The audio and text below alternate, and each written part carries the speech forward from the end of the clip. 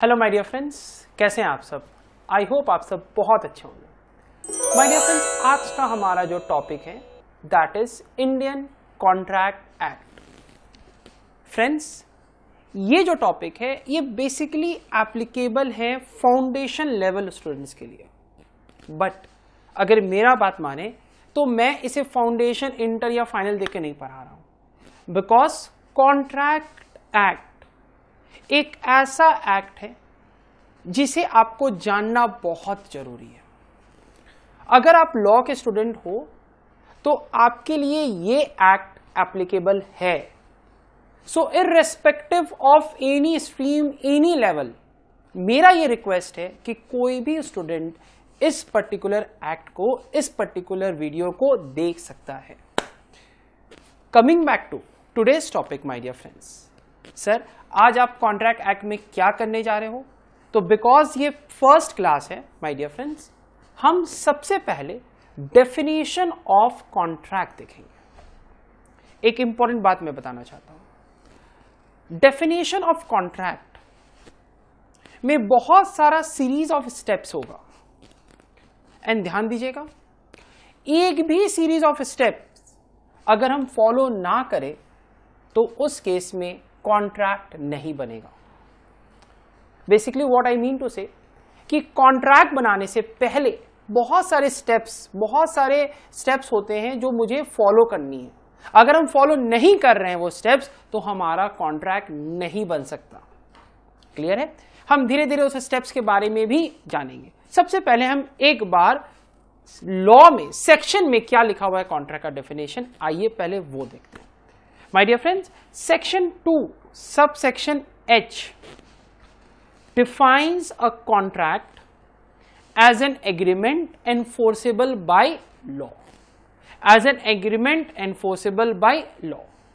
My dear friends, अगर आप contract के definition में देख पा रहे हो तो आपको ये दिख रहा है agreement and secondly आपको दिख रहा है enforceable by law। ये act का definition है, एक्ट में ये लिखा हुआ है। सो अगर हम कॉन्ट्रैक्ट का डेफिनेशन को थोड़ा सा एनालिसिस करें तो हमें एग्रीमेंट दिखेगा। एंड कैसा एग्रीमेंट होना चाहिए? एक ऐसा एग्रीमेंट होना चाहिए जो कि एनफोर्सेबल बाय लॉ हो।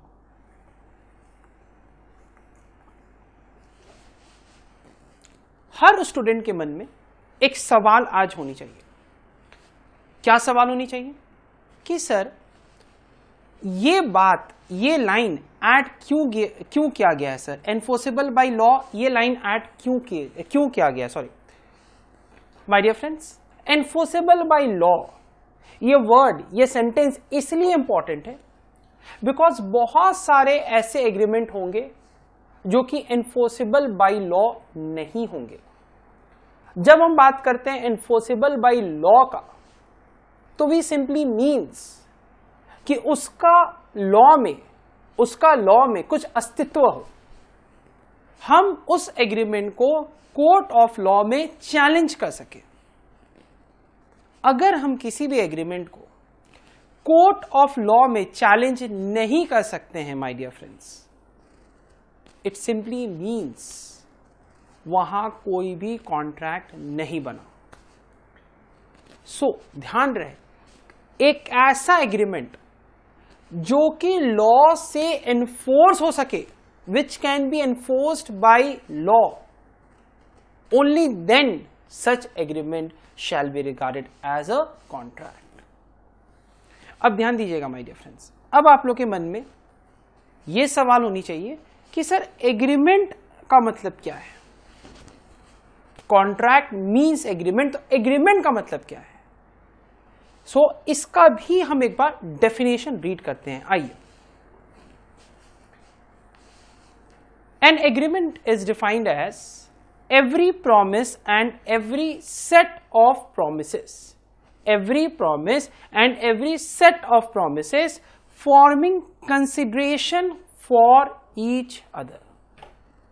Every promise and every set of promises forming consideration for each other। ध्यान दीजिए माय डियर फ्रेंड्स, एग्रीमेंट में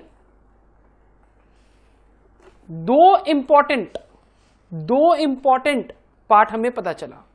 वन इज प्रॉमिस,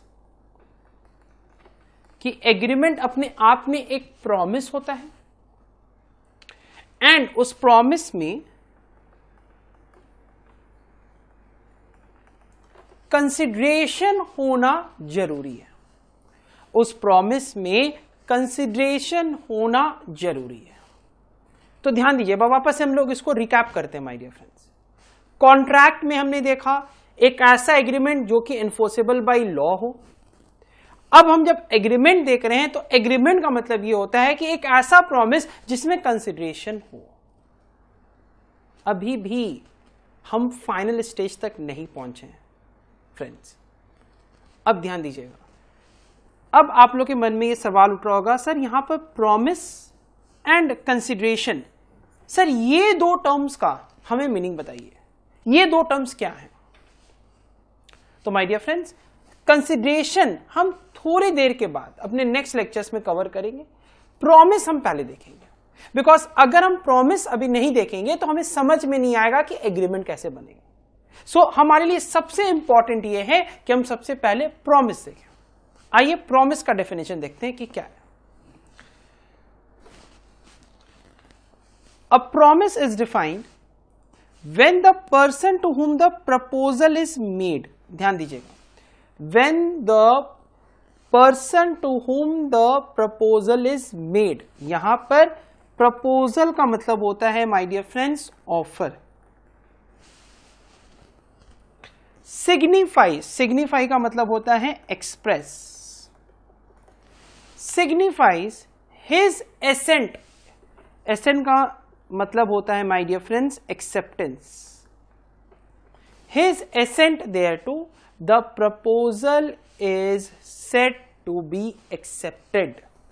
ध्यान दीजिएगा इस डेफिनेशन में, when the person to whom proposal is made signifies his assent thereto, यानी कि अगर किसी को कोई प्रपोजल दिया जाए, कोई ऑफर दिया जाए और सामने वाला उस ऑफर को एक्सेप्ट कर ले, तो वहां प्रॉमिस बनता है। अगर हम फिर से देखें लॉ का definition section 2 sub section B में क्या लिखा गया है, तो आइए देखते हैं। A proposal when accepted becomes a promise. A proposal when accepted, ध्यान दीजिएगा माय डियर फ्रेंड्स, एक प्रपोजल जो कि एक्सेप्टेड हुआ हो उसे हम प्रॉमिस बोलेंगे।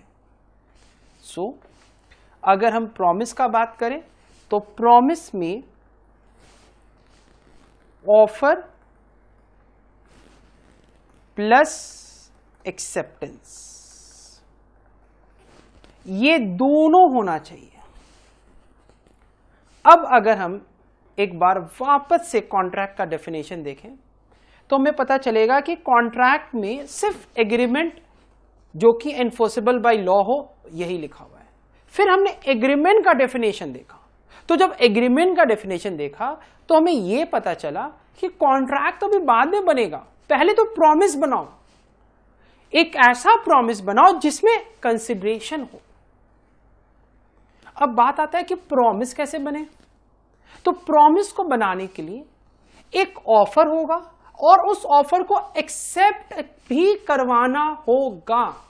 अगर उस ऑफर को एक्सेप्ट नहीं कराया गया तो वहां प्रॉमिस नहीं होगा।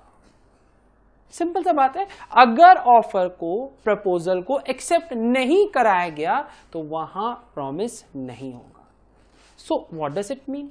कॉन्ट्रैक्ट में सबसे पहले जो आपको करना है वो है ऑफर, जिसे हम प्रपोजल भी बोलते हैं। सबसे पहले आपको प्रपोजल देना होगा। सेकंड, आपको उस प्रपोजल को एक्सेप्टेंस में बदलना होगा, यानी कि उस ऑफर को एक्सेप्टेंस चाहिए। अगर ऑफर और एक्सेप्टेंस हो जाए तो इट मीन्स हमारा प्रॉमिस कंप्लीट। अब ऐसा प्रॉमिस लेकर आओ जिसमें कंसिडरेशन हो 3, और अगर प्रॉमिस एंड कंसिडरेशन हो जाए तो उसे हम एग्रीमेंट बोलेंगे। अब कॉन्ट्रैक्ट बनाने के लिए हमें कैसा एग्रीमेंट चाहिए? एक ऐसा एग्रीमेंट जो कि enforceable by law. It simply means अगर ये 4 चीज offer, acceptance, consideration, enforceable by law, अगर ये 4 चीज आपके पास है तो इट मीन्स वहां कॉन्ट्रैक्ट फॉर्मेशन हो गया। एक 5वां एलिमेंट भी है इसमें जिसे हम लेटर ऑन देखेंगे and that is very important because अगर वो 5वां एलिमेंट नहीं होगा तो कॉन्ट्रैक्ट तो होगा बट कैसा कॉन्ट्रैक्ट होगा ये मैं आप लोग को बाद में बताऊंगा। फिर से ध्यान दीजिएगा, मैंने कहा कि ये 4 एलिमेंट हमें चाहिए, offer, acceptance, consideration, enforceability by law. अगर ये 4 चीज है तो इट मीन्स वहां कॉन्ट्रैक्ट है।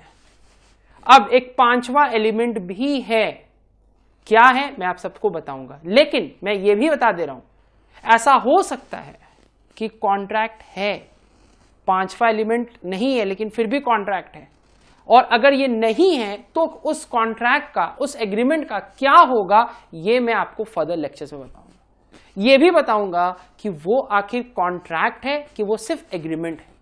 ये सारे डिस्कशंस हम करेंगे। बट माय डियर फ्रेंड्स, अगर हम डेफिनेशन ऑफ कॉन्ट्रैक्ट देखें तो सिर्फ ये 4 चीज हमें जरूरत में है।